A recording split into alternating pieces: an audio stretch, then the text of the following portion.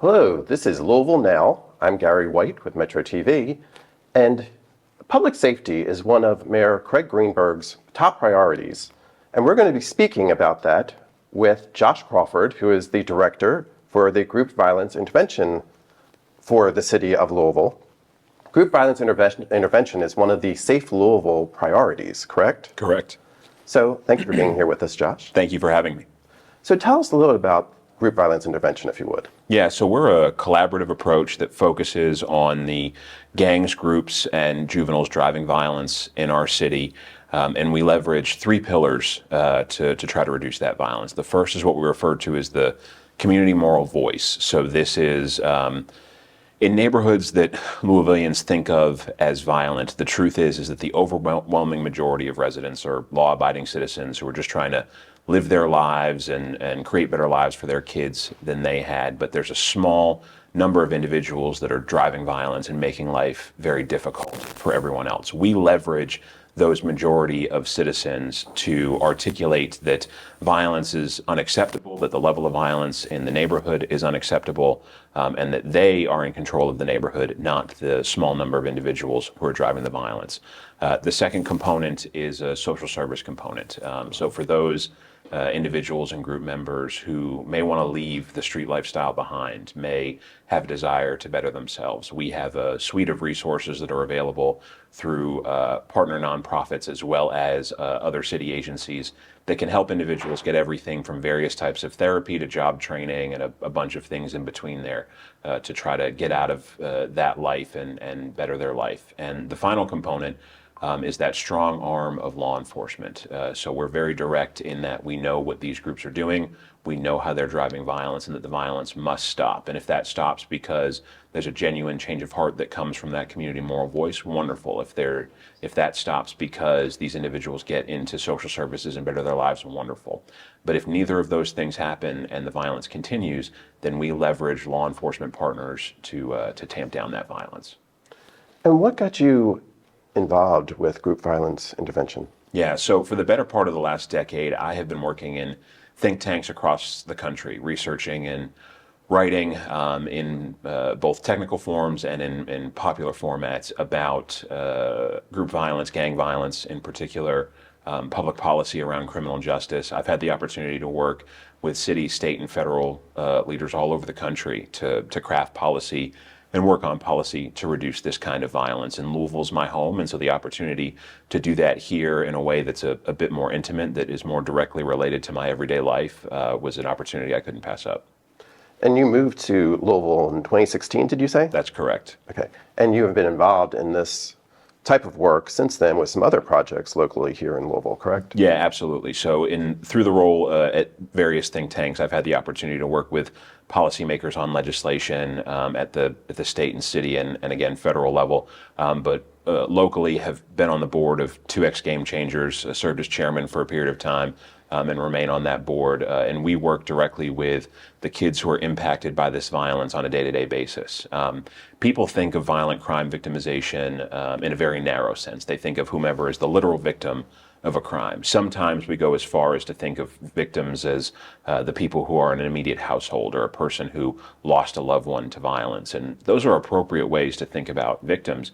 But the truth is that the kids who grow up in these neighborhoods who are exposed to violence on a regular basis, that ends up negatively impacting them in a wide array of outcomes, on everything from educational outcomes, behavioral outcomes, to long-term upward economic mobility. And so at 2X Game Changers, we really focus on those kids who come from those neighborhoods, come from those environments, and try to set them on a positive pathway.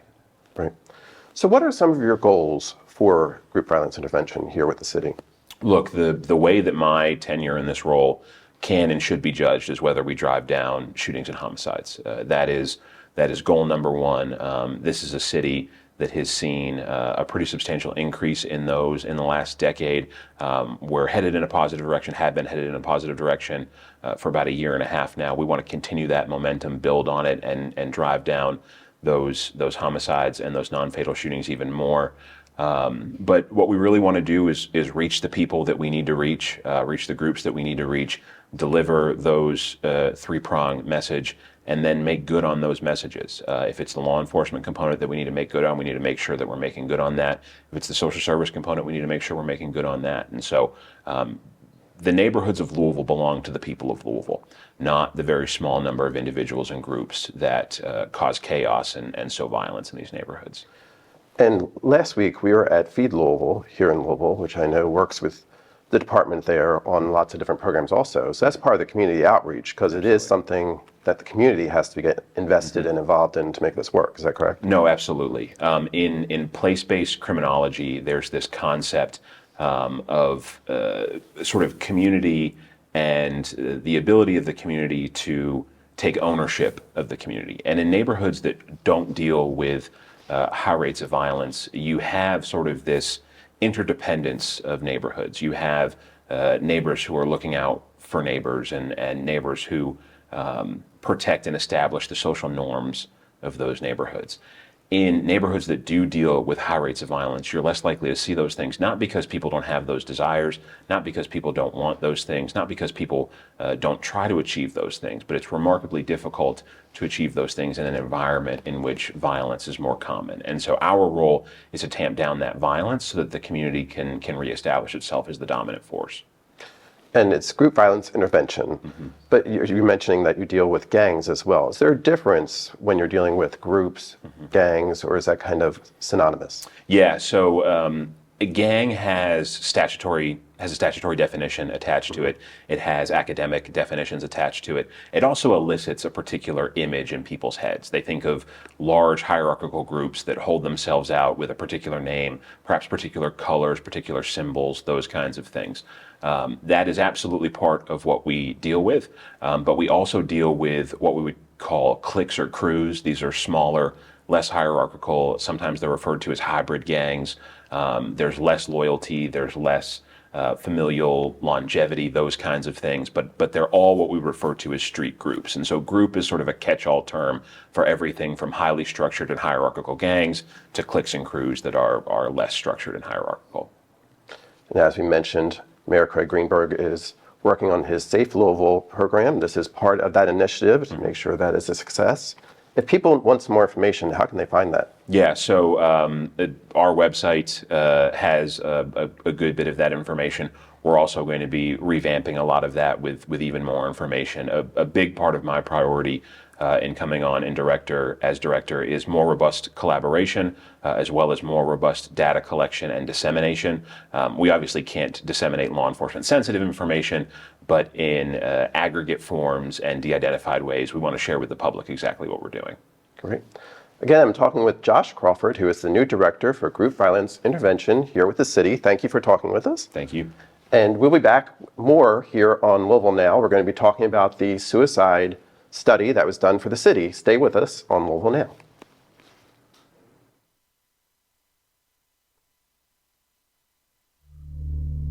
Copper wire theft is robbing us of our safety. Thieves are targeting our essential infrastructure, darkening roadways, disrupting emergency services, shutting down internet networks, and causing over $1 million in damages just last year. Copper wire theft is illegal. Mayor Craig Greenberg's Copper Wire Theft Task Force is getting results, but your help is needed. If you see something suspicious, call Crime Stoppers at 502-582-CLUE. You could get a $5,000 reward.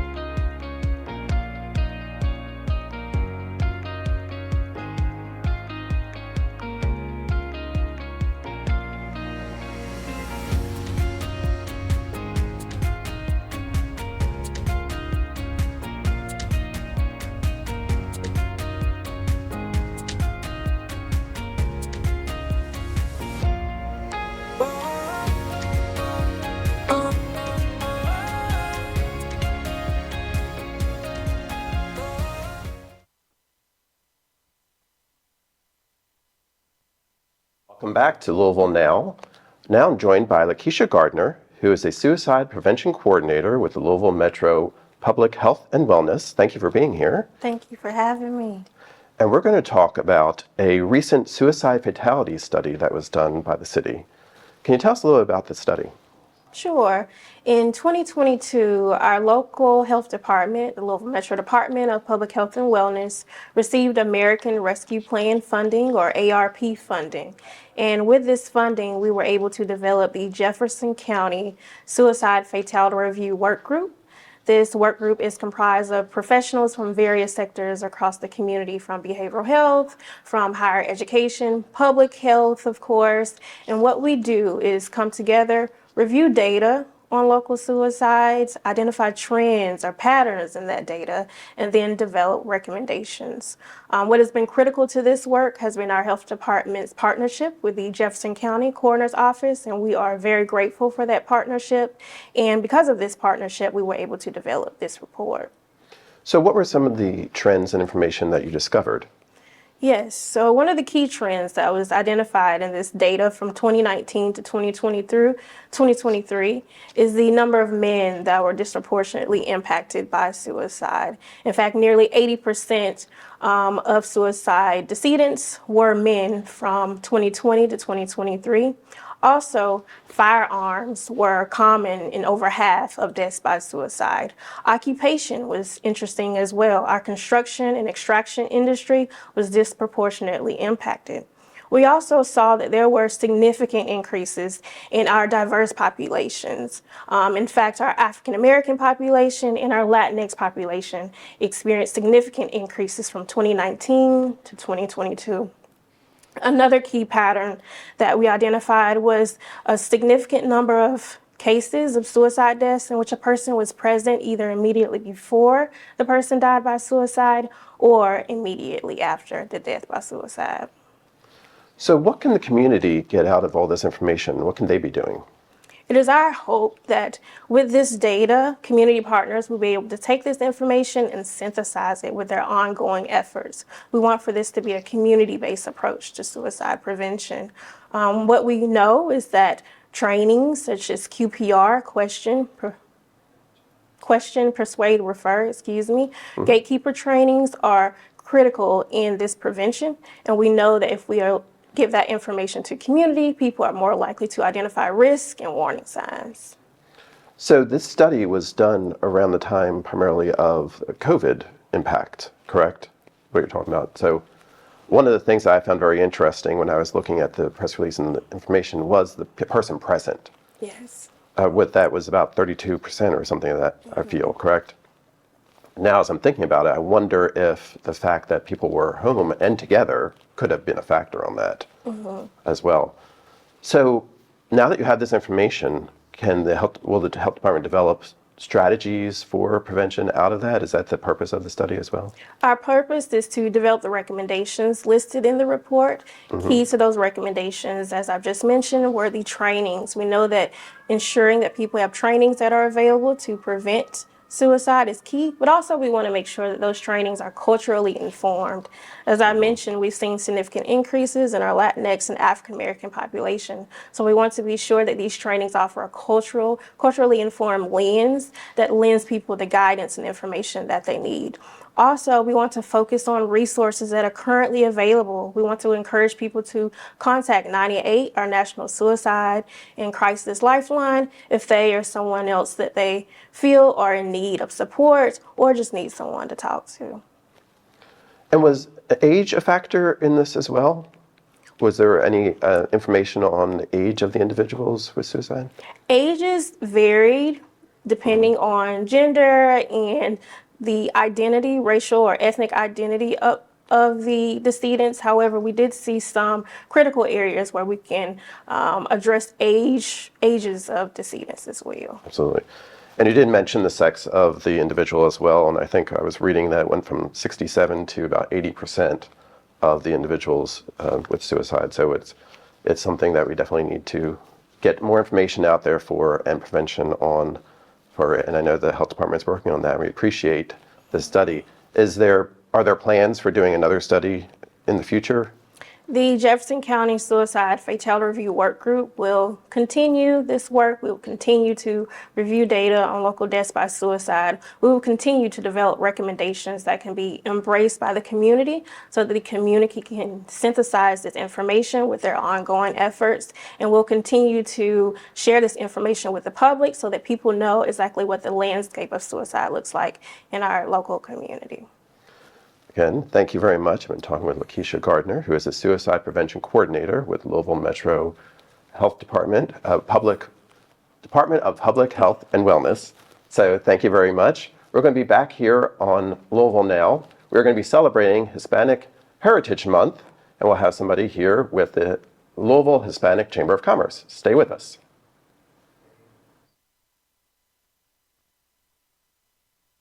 This new headquarters is more than just walls and windows. It's a symbol of stability, a symbol of trust, and a symbol of our unwavering commitment to the people of Louisville and our presence in this community. This place will be, for our entire lifetime, the headquarters of Louisville Metro Police Department. The place where officers and professional staff will come every single day to work and focus on the community, to lead and set clear vision and strategy, and where the community gets to see its police department. And while we are home again, we are not done. As of today, this building will be open to the chief staff, human resources, the public information office, as well as the performance division and a few others. But over the coming years, you will see about 60% of the police department move into this building, from investigators to downtown area patrol and many others. And we are excited for what will come over the coming few years. We renew the promise of our mission to enhance the safety and quality of life for all people by enforcing the law and preserving peace while holding ourselves to the highest ethical standards. It's an especially important day today. We expect our police department to be the best. And if we expect our police department to be the best, we have to support the hardworking men and women of our police department with the best. And today's building is another step in that direction. So the symbolism of flag raising means that the building is occupied and we are officially open. So it's time to get to work. Thank you all for being here.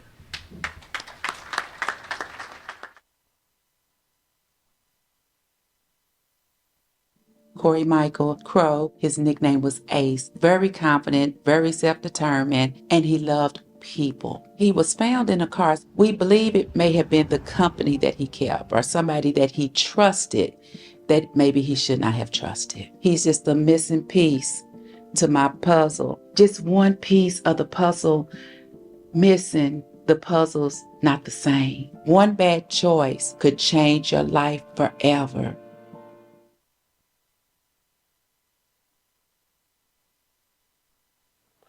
Hello, welcome back to Louisville Now. I'm Gary White with MetroTV, and we are celebrating Hispanic Heritage Month, which actually goes from September 15th through October 15th. And in order to celebrate, we have with us Alejandro Pousa, who is the board chair for the Louisville Hispanic Chamber of Commerce. Thank you for being here with us. Thank you for having me, Gary, and good morning to you. Good morning to you. So, as I mentioned, it's Latin American and Hispanic Heritage Month that we're celebrating right now. Tell us a little bit about the Louisville Hispanic Chamber of Commerce, if you would.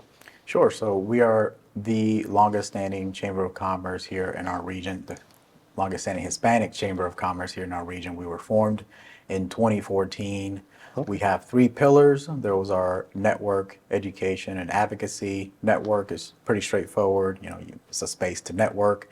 Education depends on our members and what they're interested in at that time. Typically, it revolves around leadership, marketing, real estate have been some of those topics. Then advocacy is just advocating for our community. Wonderful. So when you're doing some networking, you have different events that people can attend, correct? Yes. So tell us about some of the events that you take part with. Sure. So in regards to our event, we just finished one here on the 25th of September. That was around leadership and the heritage and how that informs your leadership style. It was a panel event. And upcoming in Q1, we're going to have our tequila tacos and taxes. It's our way of making taxes entertaining, or as entertaining as they can. Right. And the concept is edutainment, right? So we provide education mixed in with the entertainment portion. So if you're an individual or a business owner and you have some curiosities as kind of how effective your taxes are, or you just have curiosities in general, if you could be doing something different or more in regards to your taxes, that will be a great event to attend. I love that edutainment. That's that's great. Yeah. Good mashup there. So also the tequila can help if you do your taxes and you're not happy with what you say. Yeah. That can be very helpful as well. So what do you think is the importance of having a chamber such as the Louisville Hispanic Chamber of Commerce? I think it's incredibly important. It creates a safe space. What we aim to do is to create an environment that's culturally welcoming to Hispanic and Latin American professionals to be able to network and collaborate with each other. In our essence, we are a connector. So there's two ways that we primarily do that: through economic development and through cultural advocacy. Some examples of economic development would be make an introduction to some financial institutions, government agencies, universities, or give the member an opportunity to do some B2B or to connect with some major employers if that's something that they wish to do. In regards to the cultural advocacy, one of the ways that we do that is through workforce development or creating a voice for workforce development. A short example that I'll give to that: we have a large number of Latin Americans here in our city. And what we are trying to advocate for is for a portion of those individuals, they have advanced degrees from their native countries.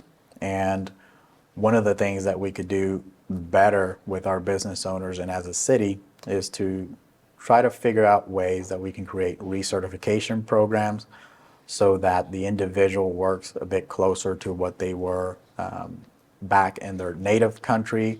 And it provides a value to the business owner and to the city by having a higher value person working for that particular business, and in turn with the hope of creating greater value for the business and our community. And how many members are there currently with the chamber? There's a little bit over 100 members, yes. That's great. And if somebody's interested in becoming a member, how do they go about doing that? Sure. So the easiest way to contact us is to go to LouisvilleHCC.com. That's our website. You'll have a contact page there. You'll see our email and our phone number there as well. Okay. Now tell us about some of the different members that you have in the chamber. Yeah, so we have a good mix of members. Two that come to mind would be Pinnacle Sweets and Sweet Colada. Both of these members you can think of as a bakery mixed with a brunch spot. Mm-hmm. They are at different locations throughout our city. Pinnacle Sweet is located on Frankfurt Avenue. Sweet Colada is located on Logan Street. And they have both been in their brick and mortar space for less than a year. So any support that we can give them and that your audience can give them is going to be very foundational to the success that they have in the future. Absolutely. Yeah. And on the website, is there information about all the different members as well? There is some information in regards to the different members. We also have our contacts, so that contact goes directly to us. So it's a pretty transparent way to connect with the chamber itself. I'll want to mention one of our bigger events that I didn't mention before is the Derby pitch. So we start planning that from right now. It happens during Derby week. But, since it's a volunteer organization, it takes lots of months and lots of planning for that to happen. Absolutely. Yeah, so it's been a very successful event. For the last 2 years, we've had growing attendance to that event. And just to your audience that may be a little bit curious about the event itself, you can think of it as 3 events in one.